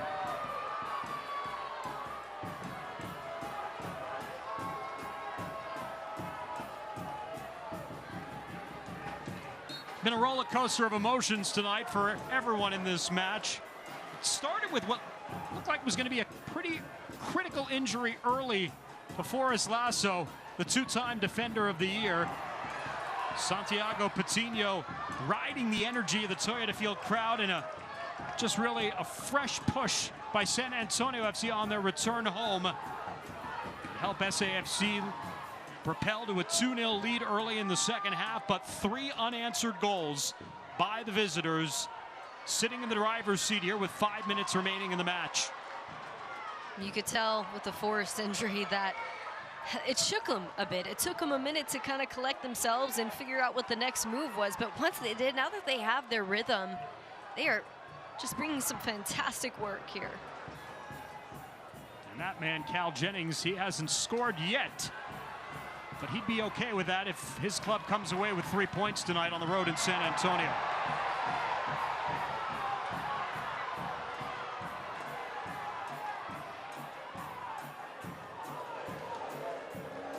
Kick Childhood Cancer Night next Saturday night. First 1,000 fans will get a free t-shirt courtesy of our friends at Methodist Healthcare. The pregame top auction drive 2. Here's Tampa Bay trying perhaps to add a fourth. Will earn a corner as Marsman makes the save on Jennings. And that's next Saturday night against Orange County in the penultimate home game of the regular season. Marsman makes the save. You can tell he's trying to make himself big there. Wasn't able to get his hands back in front of the chest to collect that ball. Still good positioning nonetheless.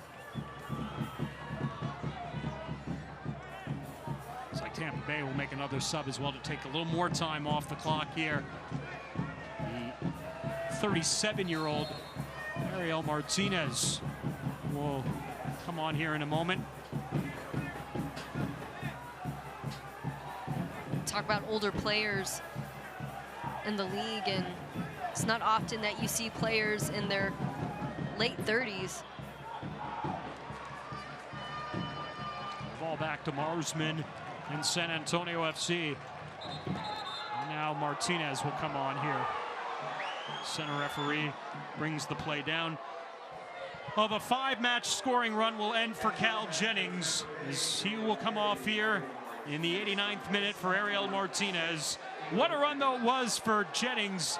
6 goals over 5 matches as he matches the Tampa Bay club record set by Sebastian Gonzatti back in 2021.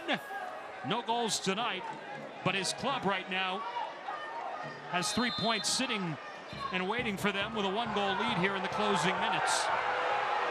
We got to hand it to Fabian Garcia for doing a great job to really just keep close tabs there on Cal Jennings, almost to the point at times where I thought he was going to get called for being more than touch tight. And a foul on Nacho Bailone over the edge of the box. And a few more whistles here, a few more substitutes. We'll add to the time, stoppage time here at the end of the second half. I feel like might get a healthy 6 minutes here, Katie. Healthy indeed. Acaba pressuring the ball. One of those guys who prefers the ball at his feet. He likes to take guys on with the dribble. Something you can expect to see from him.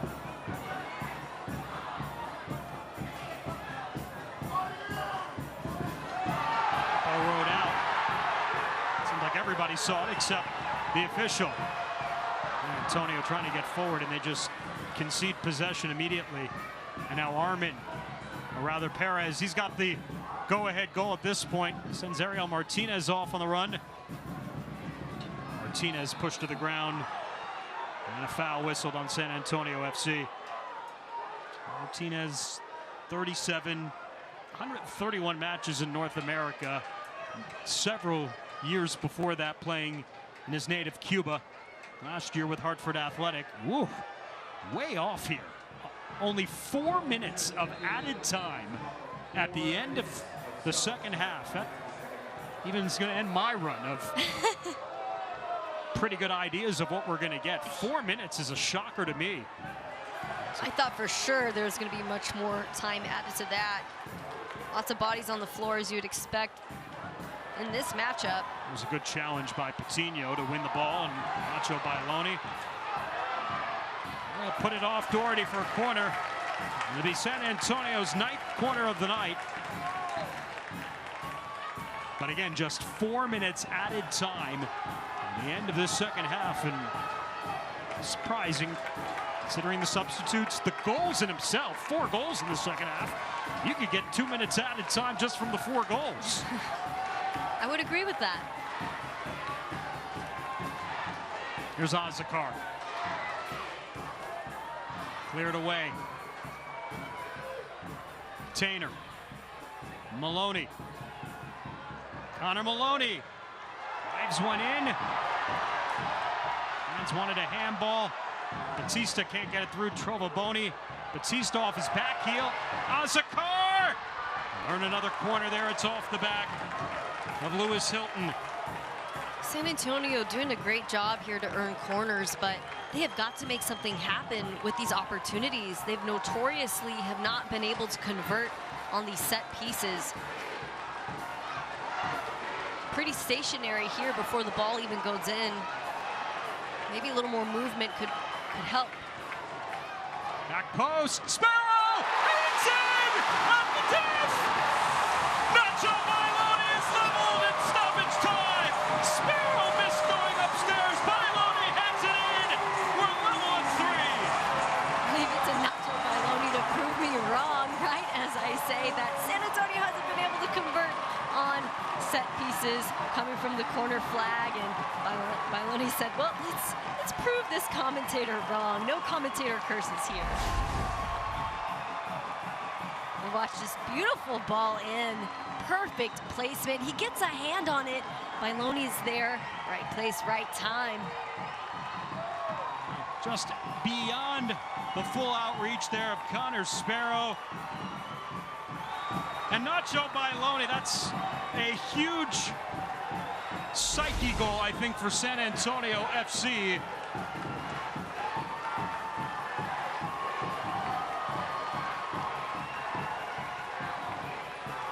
It's like, just take a look here for cut.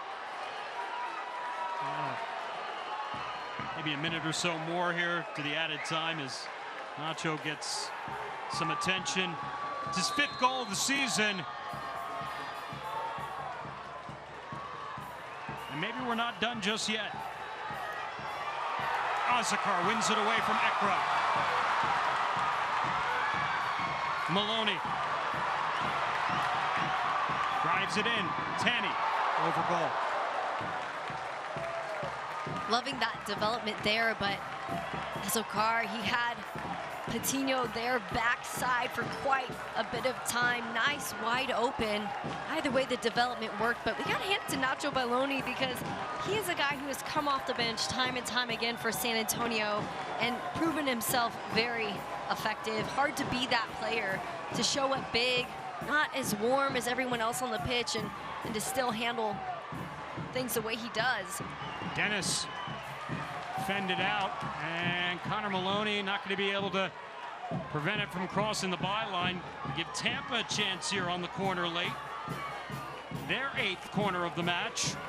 That was the 10th set piece goal of the season, by the way, for San Antonio FC.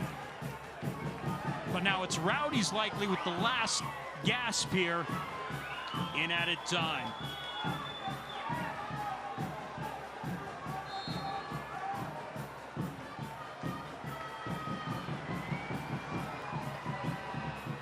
Service in towards the back post is beyond everyone and out. What a finish tonight here at Toyota Field. San Antonio FC, Tampa Bay Rowdies, 2 contenders for a USL Championship, and we finished level here tonight, 3-3, as they split the points. San Antonio FC able to come away with something after conceding 3 unanswered. But after the way they started here, Katie, I'm sure they feel like they deserved a little bit more. Yes, and you know, that's the interesting thing about this game. San Antonio comes in with all the momentum. They're ahead. Tampa strikes back, and in such a short period of time that you can't help but feel for the San Antonio side. And then Tampa's ahead. San Antonio strikes back, and then you can't help but feel for Tampa. It's one heck of a game. That's entertainment. It's the kind of game I like to watch. High scoring and fun. And I guess when all is said and done, both teams deserve to take something out of this. Both teams did. San Antonio FC, 6 straight matches without a win, though. They'll try to get one next Saturday night here at home. Fun one tonight, 3-3 between these clubs. Nathan with a goal and an assist. Nacho Bailoni scores at the death to keep this one level. San Antonio and Orange County next Saturday night right here on Valley Sports at 7:30. Now for Katie Goodman and our entire crew, I'm Dan Wise saying so long. This has been a presentation to USL Championship. It's Spurs Sports and Entertainment. So long, everybody.